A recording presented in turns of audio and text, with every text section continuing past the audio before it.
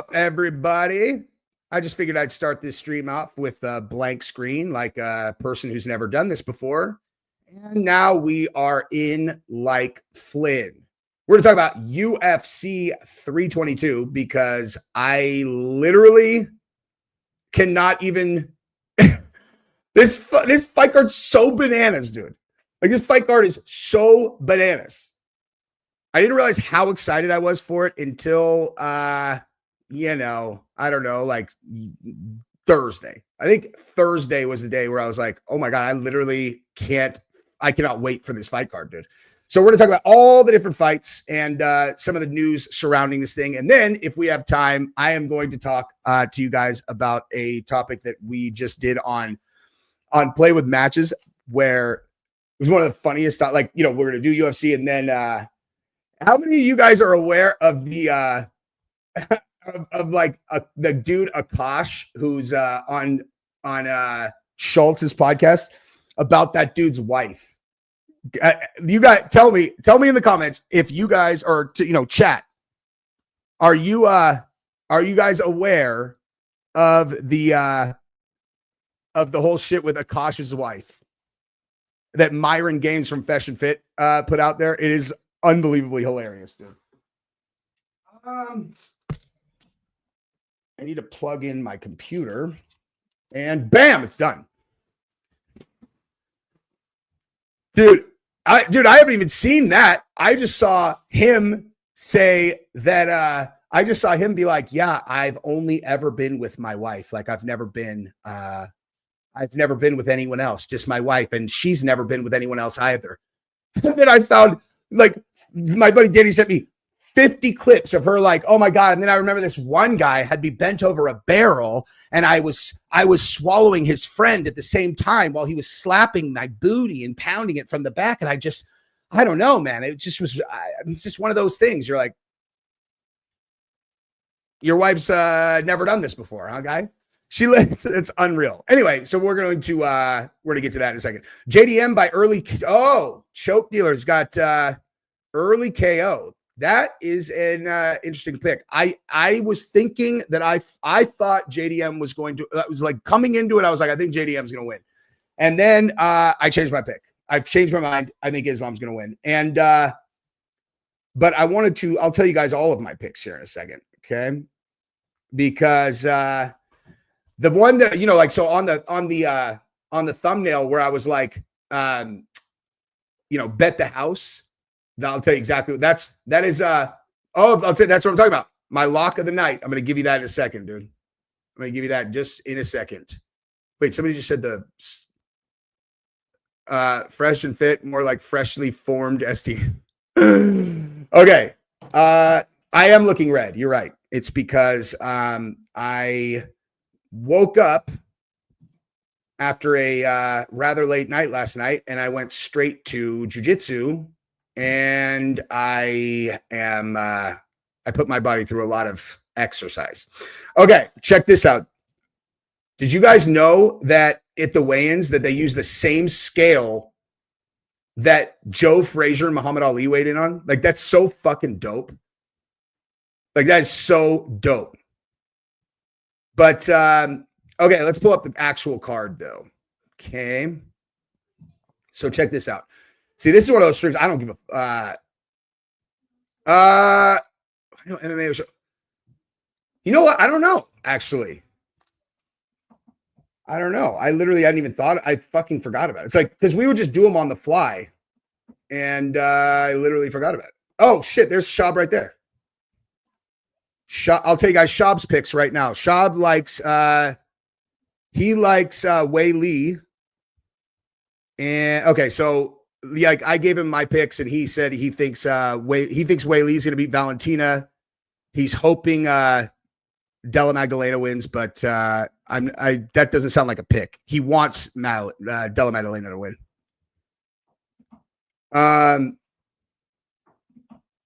Okay, so dude, everybody should be. Shab is the best, dude. He's so fucking nice, man. He's hilarious. He's also a really, really good podcaster. Pizza Boy, Jesse, would you rematch either tomfoolery or counterparts, but in a one-on-one debate? Also, do you catch tomfoolery versus Rob Noor debate yesterday? No, I don't like. I'm not like into like the debate thing.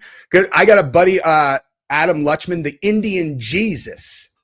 My idea, by the way, that name, but and he's talking to me about the debate stuff, and I'm like, I didn't even know that there was like a fucking thing on the internet like that. Like, there's like a whole community of people who like get on and argue. You know, like I'm down to go have conversations, but yeah. Anyway, I mean, I don't know about a rematch. Like, I don't think they want to. I don't think they want to dance on that topic. That was like, you're not going to win. Arguing that the left is less violent. Anyway, okay, so let's do this thing. Okay, so Makhachev against Jack Della Maddalena. Okay, look, like bottom line, Islam almost never gets punched. That's the entire thing here. That's the reason that I changed my mind. Is I was thinking about it in terms of because I think Jack. I think people are sleeping on Jack 100%. His striking's so fucking clean. His boxing is so clean, but right, Islam is the number one ranked defensive striker in UFC history. Okay. There is no one in the history of the UFC who's better at not getting hit than Islam since he got knocked out a million years ago. Okay. And I realize there's like a lot of people who look at an undefeated record, right? And they go, okay, that's the most gangster thing there is. And it is actually. That is the most gangster thing. But in a very, very close second is a guy who takes a specific type of loss. And then it's 10 years ago. 10 years ago. He was already a world-class fighter. And he gets knocked out in the first round. And from this moment, for the next 10 years, the one vulnerability that he had, he turns into his number one strength. He never gets touched. No one ever touches him, dude. He never gets rocked. He's literally the best defensive striker in the UFC. And that actually right there is why I changed my mind. That's why I changed my mind. What's my take on Guru? Like in what way? I don't understand the question about Guru, but on hooking gloves, are you talking about like Islam hooking gloves, or are we talking about the gloves and people getting like eyes poked? I don't understand the question, but if I see it again, I'll look for your response. So Mark Sapp. Okay, that's because people are afraid of getting taken down by him, so they hesitate. Jack, on the other hand, is not afraid to strike anyone, as shown against Bilal. Yeah, dude, but the thing is Bilal does have underrated striking, actually. Bilal's good, but he's not as good as Islam, dude.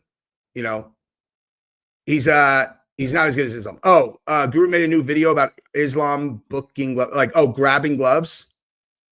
You mean?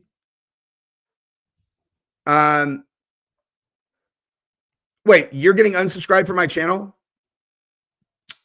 Thank you for telling me that. It's a very consistent thing. Yeah, Islam. Okay, so hooking the gloves. I haven't watched Guru's video on it, but I think that it's pretty straightforward. Like if it's basically the exact same thing as John Jones with the eye pokes, right? It's like the rules are the rules. So you follow the rules. But the reality is like, there are all these laws on the books. It's a weird metaphor, but it is completely accurate. There's a million laws that exist, but we all just recognize that like, oh, if they're not enforced, no one cares. You know what I mean? It's like, oh, I'm not allowed to do this, but no one ever enforces the law. So who cares? I just do it anyway. Like the reality is if people have a problem with John Jones poking eyeballs, the refs need to do something about how he fights, or like they have to punish him. Like they need to take a point away if he's doing the thing out with his hands like this and he's poking, right? And with Islam, if he's grabbing gloves and he's not getting penalized, then it's not his fault. It's the fault of the organization and the refs. The refs should be penalizing him. Like, honestly, if it was me, right? And I haven't seen the footage. So I'm not saying that this is like, I'm not saying that he does it or doesn't do it. I haven't looked at the footage or what. I haven't seen the video, but I'm like, in terms of the point that I'm making is, let's just say that he is doing that. If I'm a ref, then what I'm going to do is I'm going to tell him in the fucking fighter meetings, and be like, look, you hook somebody's glove, you're going to get one warning. I'm taking a point on the second one. And that's exactly what you have to do. It doesn't matter if it's it doesn't matter if it's a championship fight. It doesn't matter anything. You tell him, you fucking hook a glove, I'm going to take a point. And he hooks a glove, you fucking take a point. That's it. You know, you don't, like, it's not Islam's fault. Like, he's a fighter. He's in there fighting for his life.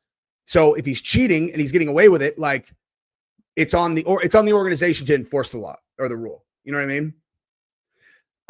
Okay. So wasn't there a rule change on pokes? I'm not sure. Mimit, thank you for the super chat. Great take. Totally agree. Thank you, Mark Sapp. Hey, at least you don't look very buff in your picture, dude. I'm just kidding. You look fucking jacked, son. That's what I'm talking about. See? All caps, jacked as fuck. You know? But yeah, dude, I mean, it just seems like, I mean, like, my personal opinion is that that applies across the board. I think that UFC refs are way too lenient with people breaking the rules. You know what I mean? It's like, because people are always like, oh, he grabbed the fence. Oh, he grabbed the whatever. Oh, you think these guys don't know when they're grabbing the fucking fence that it's illegal? Do you know what I mean? Like, guys, these are like seasoned veteran cage fighters way before they get to UFC. They fight in a cage. They always fight in a cage. You think that, like, when you're in there and you put your hand against the cage, that you don't knowingly like grab the cage?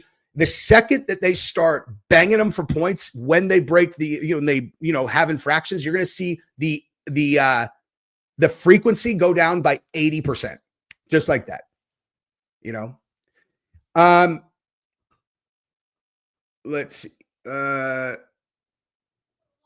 Wait, what? You know, the last sign of the last generation has already started. Can someone tell what? Okay, sorry, I don't even understand what that is. What? Don't do that again, dude. Don't do the copy paste thing. I'm going to put you on timeout. Guru through the fire last night. I'll check out his video for sure. Bro, I'm always stimming. Okay. You don't even need to fucking ask, bro. I'm just kidding. All right. So now let's look at, I'll tell you what my lock bet of the night is. Okay. Ready? It's Valentina. Okay. Everybody's got Wei Li because they saw Valentina lose to Alexa Grasso, and then they had the two other fight. You know, it's like, so Valentina looks vulnerable to people because of those fights with Alexa Grasso. The thing is styles make fights. Okay. Styles make fights. There is a very specific reason that Alexa Grasso is such a tough fight for Valentina. And there are parts of her game that cannot be duplicated by Wei Li. And a lot of it has to do with her ability to fight off her back and guard and threaten Valentina from her back. And then also she's much longer than Wei Li. Okay. So like on the feet, you have she poses a genuine, like, for real jiu-jitsu threat. Now I know Wei Li is amazing everywhere, but she's a little fucking, she's a tight packed, like, powder keg. Right. And just from a body type perspective, she's not like Alexa Grasso is doing, like, she's doing like rubber guard stuff. She's taking her fucking leg from full guard and wrapping it around and putting her shin into someone's throat. Like, I know she's only a brown belt, but her jiu-jitsu is bananas good. She's like Alexa Grasso's jiu-jitsu is amazing. And in a pure, just straight up standing striking match, Valentina is a surgeon, dude. She's a surgeon. She's my lock pick of the night. And that's just what that is, dude. That's just what that is. I mean, I don't know if Wei Li gets murked, but, like, the thing is, people have short memories, man. Now I will say this. I spoke to someone at Syndicate in Vegas recently. One of my buddies that I trained jiu-jitsu with. And he's told me that Wei Li trains there. And he said that, he's like, bro, she's a monster. He's like, she trains harder than any person I've ever seen. She's like an absolute workhorse. Now, that said, I would imagine she's been a workhorse like that her entire career. You know what I mean? Like, for sure. But here's the deal. I said this before, you know, when Wei Li, let me see exactly which fight it was after, because I don't want to misquote this. Like, it was, let me see. Let me go over here. It was after, I can't remember. Maybe it was just after this one, but in February, yeah, it was after February. I was like, Wei Li's not even people were like, she's the number one, she's the best pound for pound female in the world. I'm like, she's not even the best straw weight. She's fucking awesome. But people got real short memories, dude. Okay. Because right here, okay, Rose fucking head kick stretched her. Okay. Like accordion stretched her out. Right. And then she came back and in the decision, in the rematch, Rose beat her in a 5-round fight again. Okay. And if you actually look at Rose's, it was like you have Rose here, Wei Li, and then right here, this is the fight that she lost, and she didn't even lose that fight. It was a weird, like that fight with the fight with Carla Esparza was just that super weird fight where they took this super like bizarre fight, like fight plan, and it kind of went in and everybody's booing and nothing really happened in the fight, and they just gave fucking Esparza the belt, and then Rose went up to 125. And they fucking gave her Manon Fiorot. Like this is her first fight at 125. Manon, who is the largest, scariest, fucking most powerful tank at 25. Okay. Rose broke her fucking hand in the beginning of that fight. And if that's a 5-round fight, Rose still would have won, dude. Because she was piecing Manon up in the 3rd round, and Manon was tired as fuck. So she would have won that fight. And the Blanchfield fight right here, she was demolishing Blanchfield. And then she went for a fucking judo hip throw, and she got reversed on her. And then she just ended up on her back, and she ended up losing that fight. But she's a better fighter than Erin Blanchfield. Straight up. Like, she's a better fighter than Blanchfield. There's no question about that. So at 115, like, you know, so it was like the whole time that Wei Li is going on her run, and everyone's like, oh my God, she's whatever. I'm like, again, I just look at it, I'm like, how can you even fucking say that? Like, I know Rose moved up, but like Rose beat her twice decisively. You know what I mean? And this is exactly right. Rose trains with Valentina. That's true. Very true. Very true. Now, obviously, I would be remiss if I didn't at least mention that Rose and Pat are my fucking home. I love those guys. Dude, I'll probably FaceTime them literally right after this. So I am a little bit biased, but I would say everything that I said, you know, either way, because that's just what it is. Like, Rose is such a fucking savage, though, that like I remember like one time we were talking about her move to 25, and Valentina's like I can't remember exactly what she was saying. She was just talking about how much respect she has and how she views Valentina as like this, like the pinnacle of, you know, female mixed martial arts, whatever.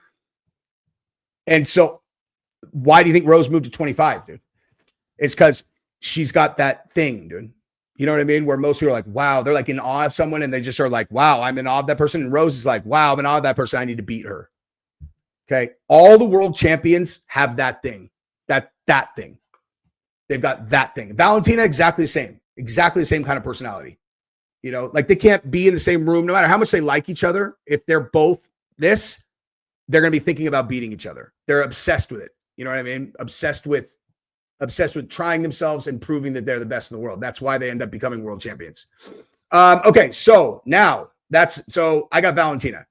Sean Brady versus Michael Morales. I got Sean Brady. Morales is very good, but this is an enormous step up in competition. Absolutely enormous step up. Morales has big power. He's a really charismatic guy. He's very confident. I like him a lot. But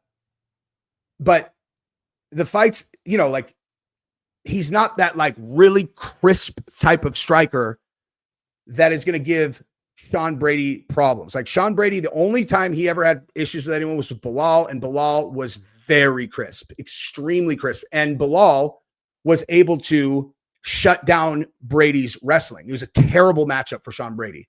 Okay. This is a different kind of thing. Now, Morales can knock anyone out. Okay. Like Morales can knock anyone out. So you can't discount him. And maybe he's gotten way better. He's young, like he's young as fuck. So let me see how old he is actually. Because that's the one thing that people sleep on when it comes to handicapping fights like this is you can handicap as much as you want, but he's only 26. Okay. Like a person who is a world-class fighter at age 25 is going to be unrecognizable when they're 30. They're going to be so much better than they were when they were 25.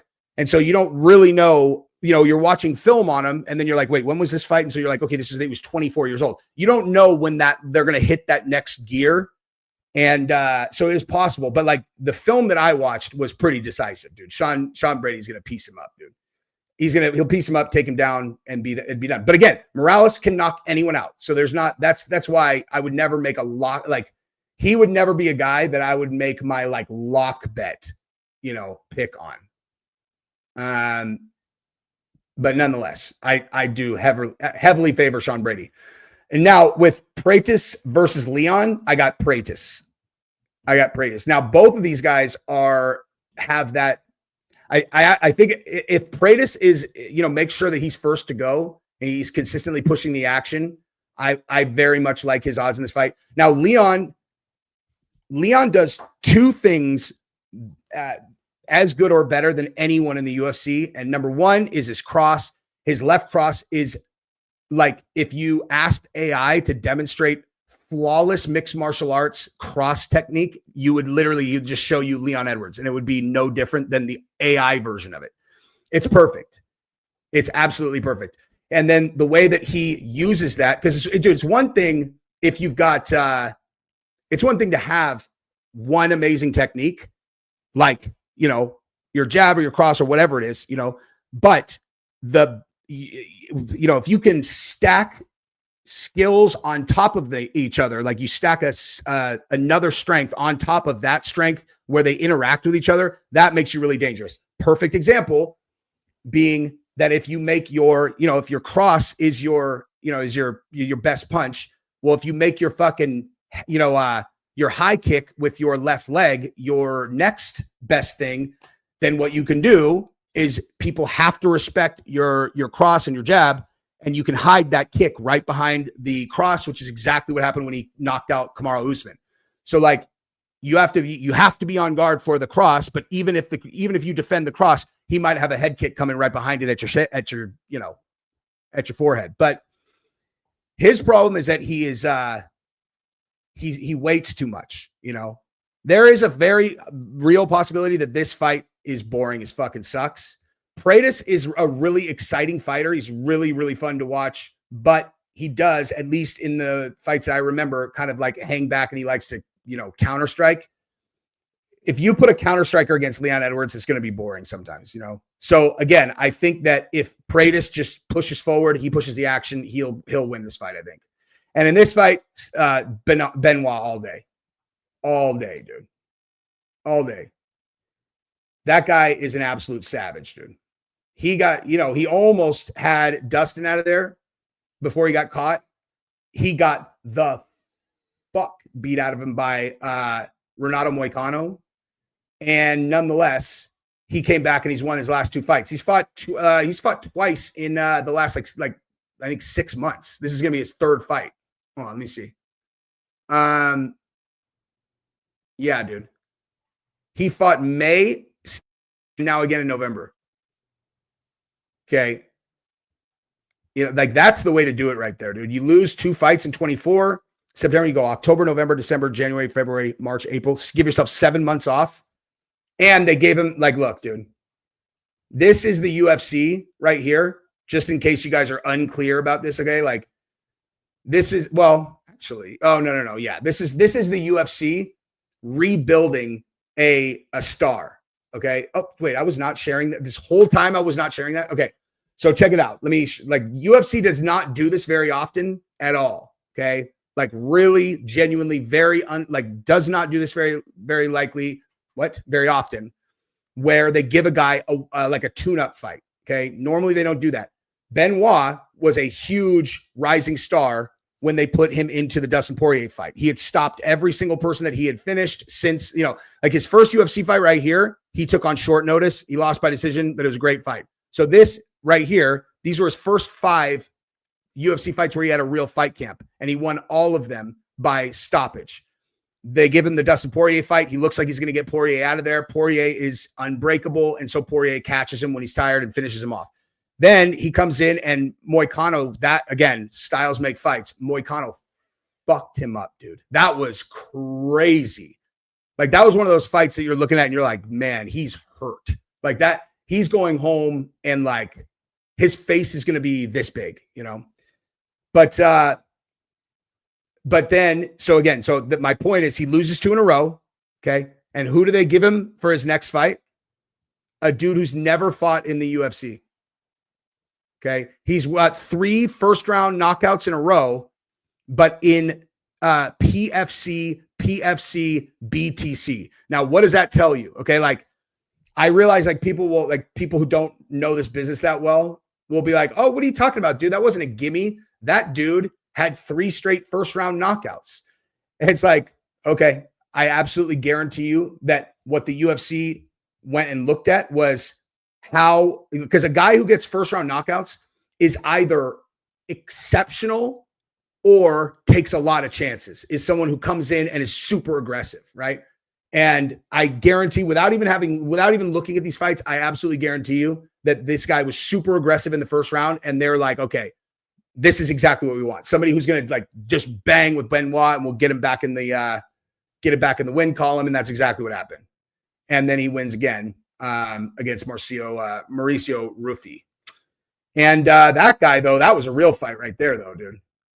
Like, this dude was, he's 12 and a. Oh yeah. The fucking what's his name from the Fight Nerds.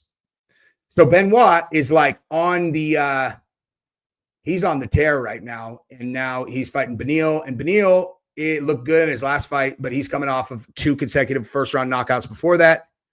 And when he beat Moicano, that was that was like, listen, I like Beneil, but like, Renato's my boy, dude. That's my boy. Okay, so then now going back to the card. Okay, so now we go to the prelims, and we got Bo Nickel against Rodolfo Vieira. Man, I hope Bo Nickel wins. Like, the whole thing with Bo Nickel is he's such a baby in the sport, and so like when guys come out of a fight camp, and it's a big fight camp and people are talking about them a lot. Like when Cain Velasquez came out of AKA and he was only 6-0, and everyone's like, this guy's a world beater. Like, you guys don't get it. Like, you don't understand what this fucking guy is. And you just heard about it. This is the fucking guy. And he was. That's exactly what he was. An absolute world beater. Animal. And Bo Nickel is like that. Oh, Hamzat, perfect other example. Hamzat was 6-0. And they were like, dude, this guy, I know he's only 6-0. You guys don't fucking get it, who this guy is. It was true. Bo Nickel's another guy like that. Now, part of that obviously had to do with his wrestling pedigree. And so people were like, this dude's, different, I don't know, different level. Right? But everyone at American Top Team is like, he gets better every day. He gets better. He's on whatever. But he had two fights in a row now where he looked exposed. I mean, obviously he lost his last fight, but in the fight before that too, he, like, he's on the microphone apologizing for his performance. I was, oh, you know what? I'm sorry. I was thinking of the Cody Brundage fight. I was at this fight, UFC 300. But the thing is, too, with a Paul Craig fight here, that's a fucking weird fight, man. Because Paul Craig is, Bo Nickel, his ace in the hole is his wrestling. Paul Craig's ace in the hole is submitting people from his back. I don't know why they made that fight, honestly, actually. I don't know why the fuck they made that fight. Honestly, my guess, because I know that they want Bo Nickel to win. My guess is the way that they handicapped it was Paul Craig's not going to be able to take him to the ground, and we think Bo Nickel will knock him out. Would be my guess. But yeah, I mean, he got body KO'd in his last fight, so at least he didn't take any head trauma. And then he lost to the Dutch Knight, who quit on his stool. What did you guys think about that? What did you guys think about that?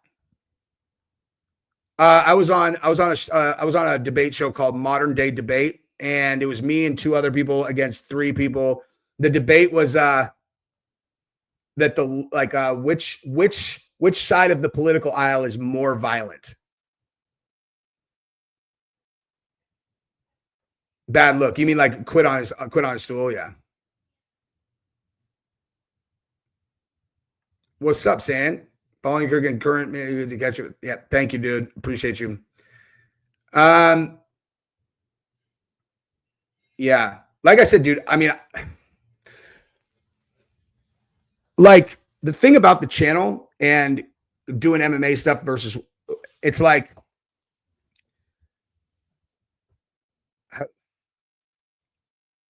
there are like phases to my channel, and in the current phase, like, without being a fucking asshole about it, it's like I'm doing well enough that the money's like money that matters. It's like it's fucking big money, and everything that you like.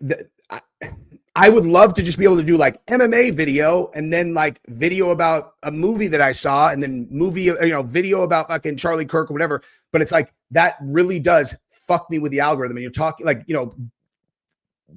as much as I would love to like do that for myself, the amount that we're talking about doing that is like irresponsible as a person who is in business.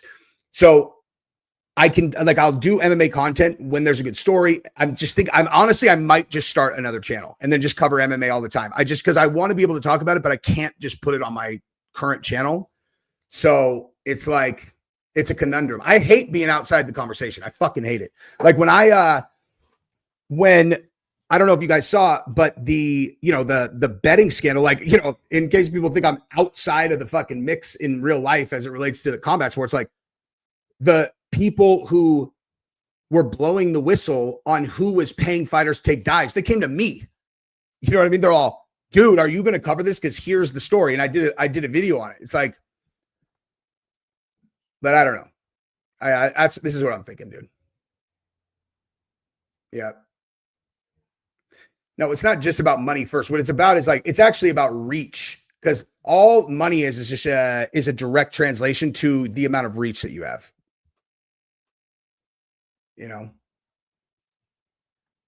Who the fuck doesn't like money? I mean, listen, dude, my wife makes more money than I do, though. So I got no shame in that, Doug.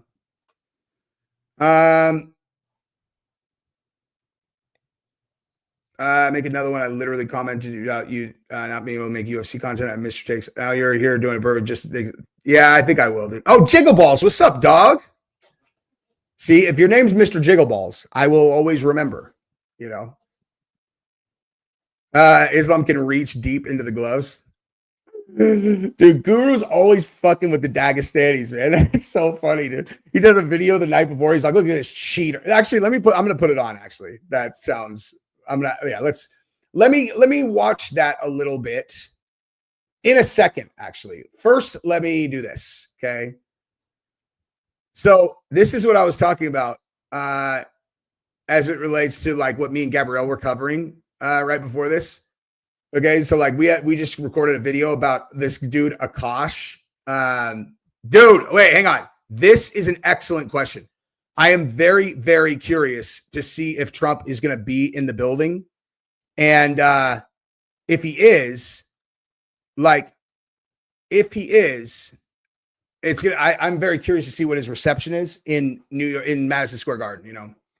Because like they they had I saw a clip. I mean, I don't really trust clips on the internet, but I saw a clip where he was at the NFL game in DC, and like some of the crowd booed him, and he's got the thing going on with like whatever this like all the Epstein stuff. So I'm just very curious personally if he comes into Madison Square Garden, which is in fucking New York City, what the reaction is going to be like. Because generally speaking, at a UFC event, up until the last time I knew anything, you could rest assured when he walks in, the place is going to go fucking bananas. And if, he wants some kind of like a push in the right direction, it might be smart to go. But if he gets booed, that'll look real bad, like real bad. So I don't know. I'm curious to see. Let's go Islam, submit JDM in round 2 of 3. Yeah. I mean, I'm rooting for Islam because I just love those fucking Dagestanis, dude. I do, man. Those guys are fucking savages, man. Their entire life is nothing but training and fighting. They got no time for girls. They got no time for nothing. All they do is train and fight. They're just absolute savages. Wait, that's BS what the UFC is doing? What do you mean? J-Dog.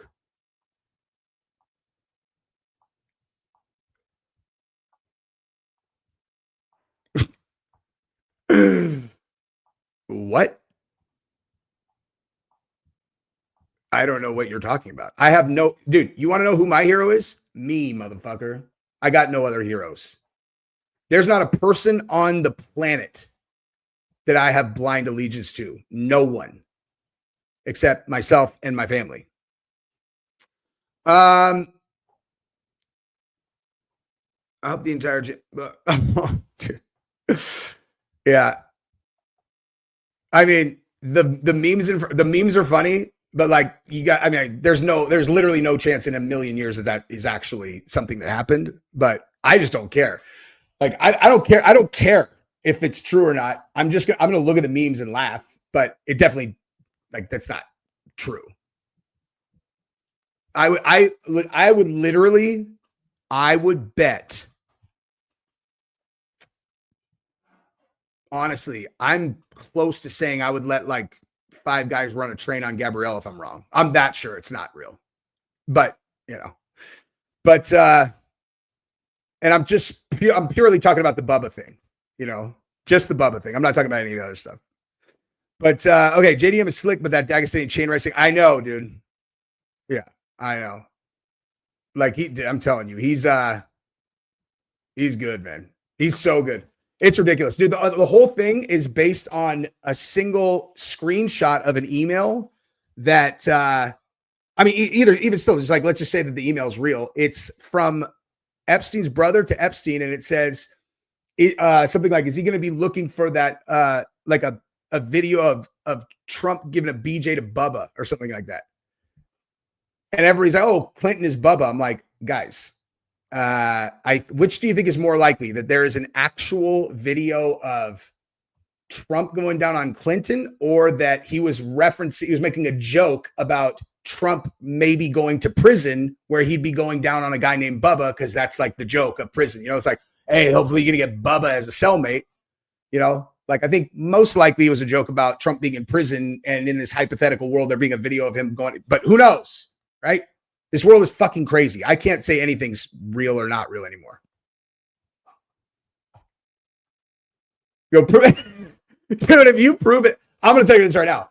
If anyone proves that is real, like, it'll be worth your effort, because I will come on my channel and cry laughing hysterically. I'll fucking laugh so hard that I cry for a month straight. Like, I'll just literally like die laughing. This is the thing. There's nothing that I care enough about that where like being right or wrong about it is going to like rattle me in any direction. I don't care. You know what I mean? It's like, I don't like, that's why you don't hear me make like, super like, about things. Cause like, if it ends up being true, then I'll whatever. But like, but that one I feel pretty confident is probably not real. You know what I mean? But okay, so then What if Trump went to prison? He would run that prison in 2 days. Anyway, let's talk about fights, guys. Oh wait, not fights. I meant let's talk about this dude's Akash's absolute whore wife, dude. Okay, so Akash. Let me actually show you this clip first. What's up, baby? Speaking of not whore wives, what you doing? Oh, boop. I find this thing, dude. No, where's the? Did I close that video of that? Boop. Okay, can I show that? Is that something I can show? Is that something I can show? Come on. I got it. Yes. Okay. Okay, check this out. All right. This is Akash, who is Schultz's co-host in an interview. Watch this. My wife also hadn't had any sexual partners, so that helps us connect a lot more. Let me ask you this. I do believe. If you've seen her, then it's hard to believe. If your man is weird about periods. By the way, yeah, this is his wife. Okay, so he said my wife's had no other partners. Okay. Break up with him. If your man is weird about periods, that's a red flag. Break up with him immediately, no pun intended, because when I was in college, I dated this guy. You know, he didn't want to fool around when I was on like the heaviest days of my period. Okay, totally understand. She's all and like seriously, like I wanted to get fucked so bad, and like okay, fine, like I'm hemorrhaging, that's fine, like don't bang me, but well, I get that. And I was like, oh great, good news, my period ended. Like we can like have fun tonight, blah blah. Dude, this is so fucked up, man. This is so fucked. Okay. Yeah, exactly. Yeah, he's like, no. Like, he was just soaking it. Like, he was just soaking it. It wasn't like, hey, watch this though, guys. Don't worry, because it gets much, much better. Okay. So, that's all right. Look at this one. It's unbelievable. And now we also know that this woman here was Akash's first. And I also asked, what kind of porn do you watch when you use a vibrator? Okay, not gonna lie, I don't watch porn while using a vibrator. What? I just think Women aren't visual, so that makes sense. my imagination is vibration enough. Yeah, women are not visual. Like they don't get off to No, wait. Someone said this is not Akash's wife. Wait, are you serious? Because Myron's putting it out like it is. That would be weird if it's not. That's his. Are you sure? Because that would explain a lot, But let me ask you this. That's his ex. He said he'd never been with any other girls. There's no way this whore was dating him without having had sex with him. So I'm going to, you know what? Actually, hang on. There's something here. Okay, so this is his wife. Bro, that's her. Hold on.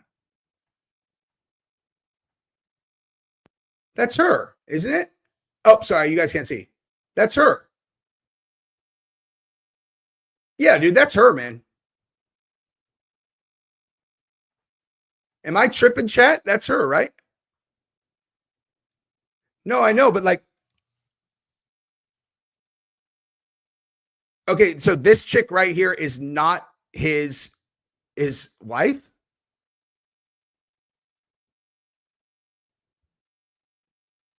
Yeah,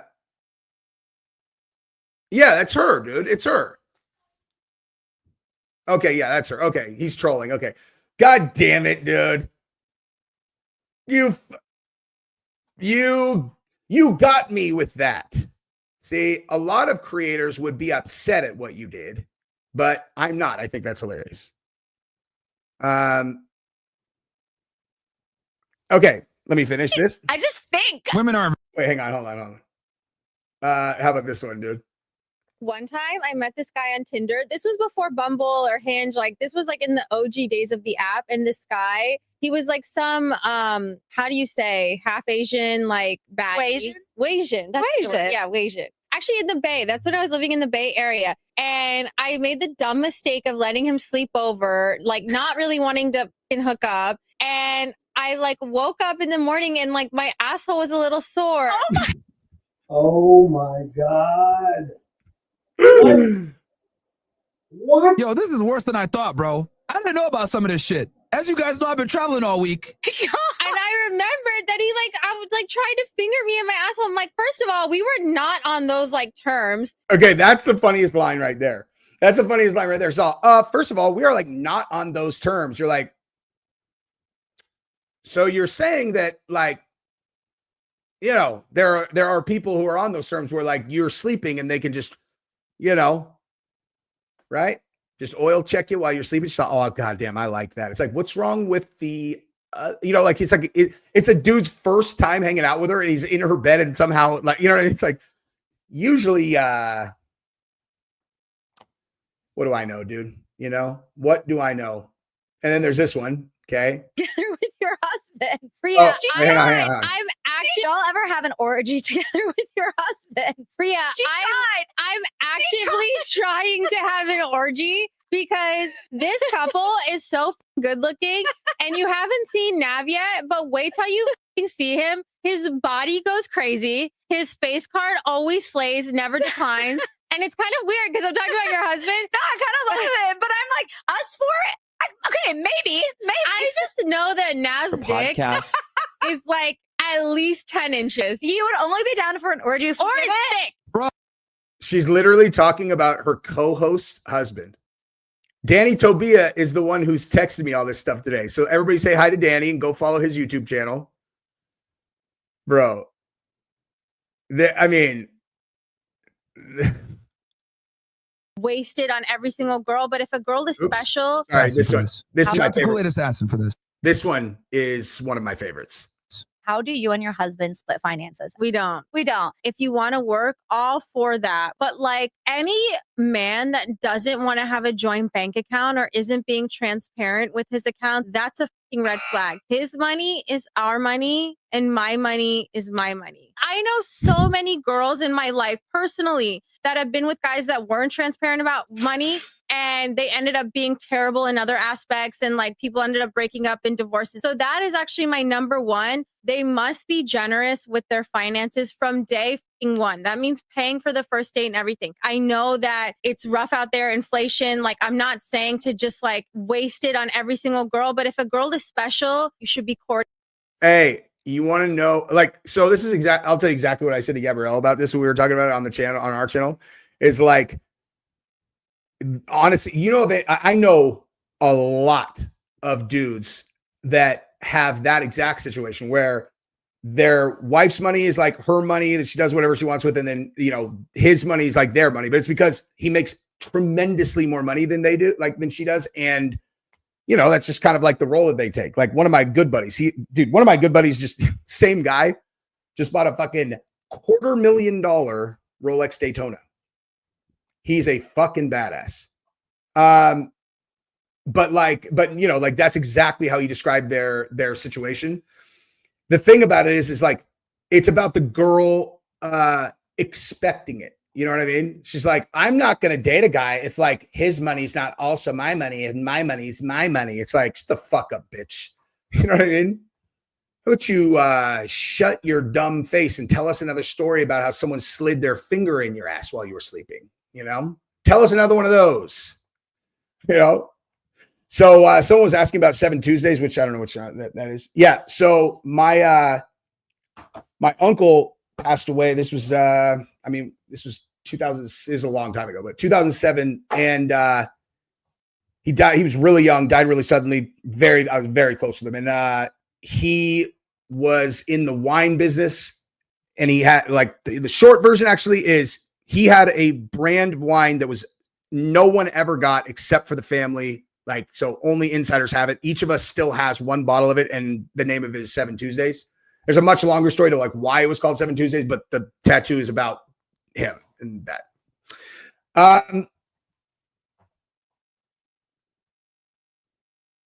Wait, have I heard about that guy that got stranded in Antarctica and Chile's government messed with him? No, I have not heard about that at all. Huh. I don't know. Oh, he's good, dude. Like, he's good. Like, they because Miami just fired the general manager. They're not gonna fire. I don't think. I mean, it seems like they're making it very clear that they're not gonna fire Mike. Dude, they beat the fucking Bulls. They beat the Bills last weekend. Like, they beat the Bills last weekend.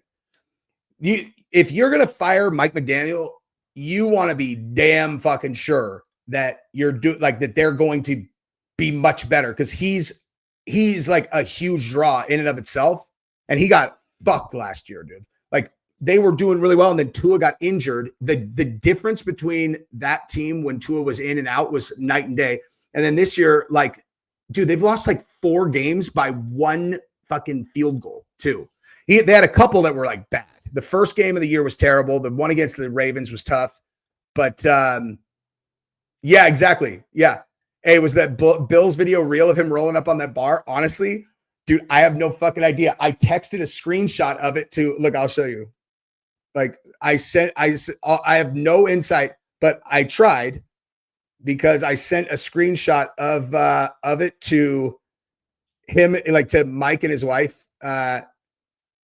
And all I got was a ha back from his wife. So just his wife said ha, and he didn't say. He never responds during the season though, anyway. But yeah, so I don't know. But they are aware of it for sure, and that is absolutely something he would do for sure. How people view Jesse, douche. How Jesse really is, cool guy. Who views Jesse as a douche? People who are terrible judges of character, obviously. Dude,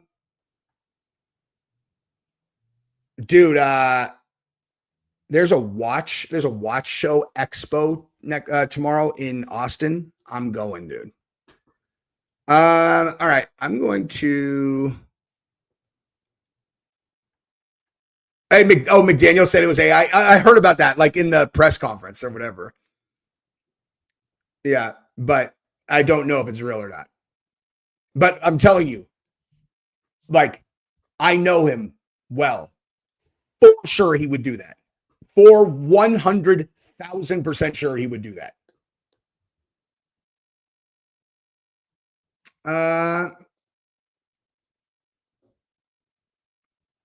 On the debate show, man, that was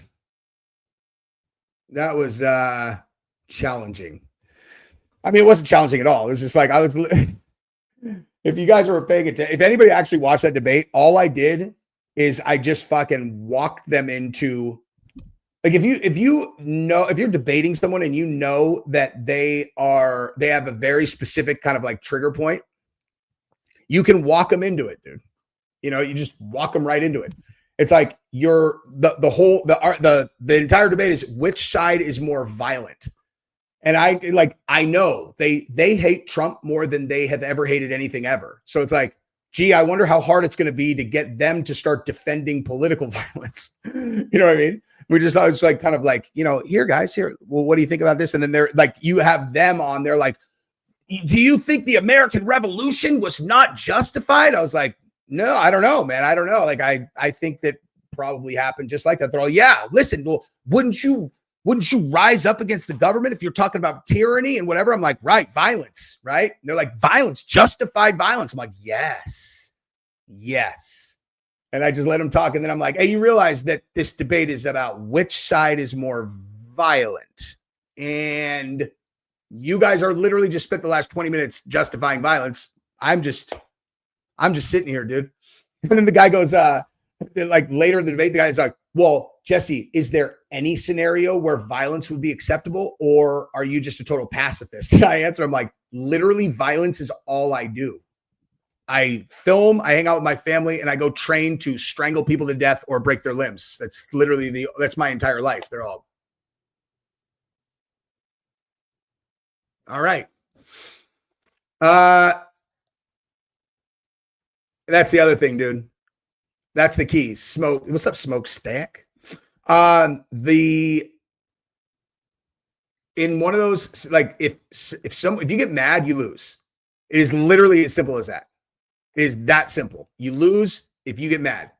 That's why I think that dude, you know, they were mad and emotional. Like I just saw someone ask if I was going to go back on there. Yeah, I'll go back on there, dude. Modern Day Debate, the dude who runs it's my boy. But it's like, again, I was talking about this earlier, but Adam, Indian Jesus, was telling me that these guys are like kind of well known in like the debate like sector, which I am totally oblivious to. But it's like what? That's not real, is it? You're going on timeout if you're lying. God damn it. I should not have fallen for that one. That's embarrassing. Anyway, so yeah, like the guy counterpoints or whatever. I think the reason why he does that thing where he's like, oh, so like he's all aggro is he's trying to make people mad. You know, like he's trying to like challenge them and then they get mad. And generally speaking, that's not going to work with me. Like, that's not going to work. He called me, like, I think he called me a pussy at one point. Yeah. Andrew Wilson is a fucking world beater, dude. For sure. For sure. Yeah, it's like, no. Counterpoints is like Temu Destiny, dude. Destiny is an actual, like, excellent debater. He might play dirty, but the guy, he's like, I mean, he's objectively very good at debating. Counterpoints is like, I mean, maybe Counterpoints is good against someone who's like, I don't know, not as smart as I am. But like, I don't think that there's no one who's going to like tangle with Destiny and just kind of run him over, you know? But like dumb shit, like you're going to make me, you're like, oh, you're going to yell at me and I'm going to get mad and lose my cool. Like that shit. You can't rattle me, dude. Okay. I am not rattleable with someone going, fuck you. Okay. You know, that's why your sign are a bunch of pussies. It's like, oh gosh. Scary. Scary. You guys are a bunch of pussies. That's why you guys. It's like, I know you guys are used to interacting with people where, you know, one-on-one confrontation is very foreign to them, but you are a nerd on the internet who is debating politics. Okay. There is nothing you can say that is going to rattle me. Nothing. Okay. Nothing. You could even talk about my wife, daughters, whatever. And I'll just be like, hey, I'll remember that, dude. I will remember that. And then they'll just walk around. If they ever see me at a conference, it's like, oh, fuck, I wonder if he remembers what I said. It's like, I do. And now you have to think about, did I hold a grudge or not? You know? Anyway, all right. So I got to jump. Oh, I already did, dude. I'll do it again, though, real quick. All right. So as I jump off, I've got main card picks one more time. I have Islam Makhachev. I've got Valentina Shevchenko. I've got Sean Brady. I've got Carlos Pratis, and I've got Benoit Saint Denis. In the prelims, I got I can't pick that first one. I don't know, man. The Bo Nickel and Vieira one, that's tough. Kopilov against Cyborg is also really fucking tough. Blanchfield against Cortez, definitely Blanchfield. Malcolm Wellmaker is sick. I'm picking Wellmaker. And then in the prelims, I've got Kyle Dawkins probably over Mershard, I think. And that's the one I feel real confident, confident enough to pick. That's a lot of fucking picks, dude. I won't do picks if I'm not pretty confident. But I feel pretty confident. No way BSD beats Darius, you think? I mean, dude, Darius got smoked twice in the first round consecutively before the Renato fight. And Benoit Saint Denis is a fucking massive savage in the first round, dude. Oh, gosh. You know what, Danny Divu-Toi? Okay. 80. So I assume 80 is your birth year. Your face is or your profile is a puppy that you're making smile, and you're 45 years old on my stream saying I'm gay when everyone knows I'm gay. So fuck you.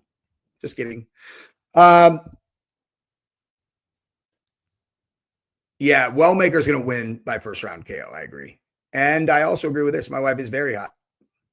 Thank you, sir. You guys like Darius also? I don't know, man. I don't know, dude. People are sleeping on Saint Denis because you saw him lose to Dustin and lose to Renato. I don't.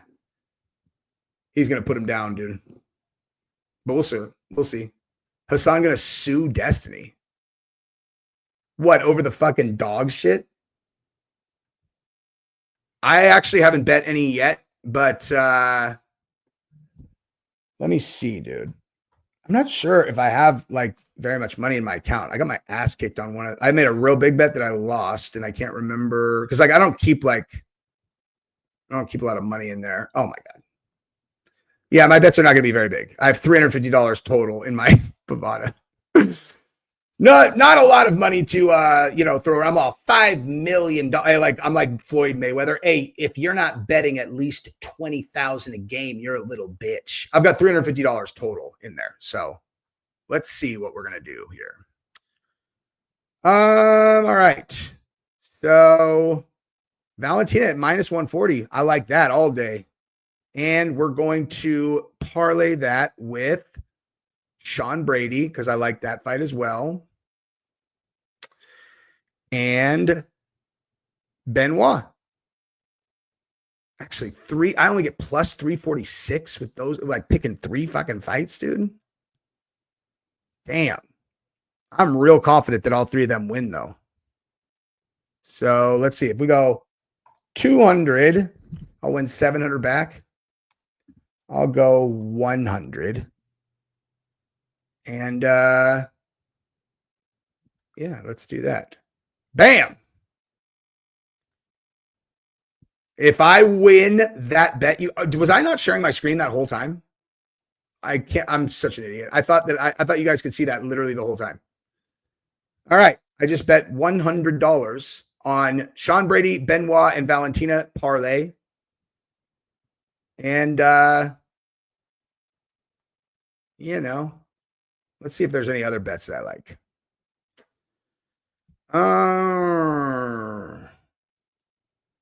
They got Bo Nickel at -240. All right. That's good for him.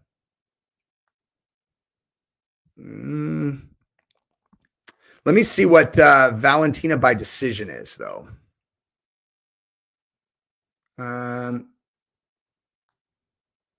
Wait, they got Valentina wins by points or Weili wins by knockout? They think Weili's going to knock out Valentina? Are they out of their fucking minds? Weili to win and round 2 to start. These are weird prop bets, man. So Valentina to win and round 5 to start, plus 135. What's up, Boo? Come say hi to the peeps. Because they all want to see your hot face. Just kidding. All right. Wait.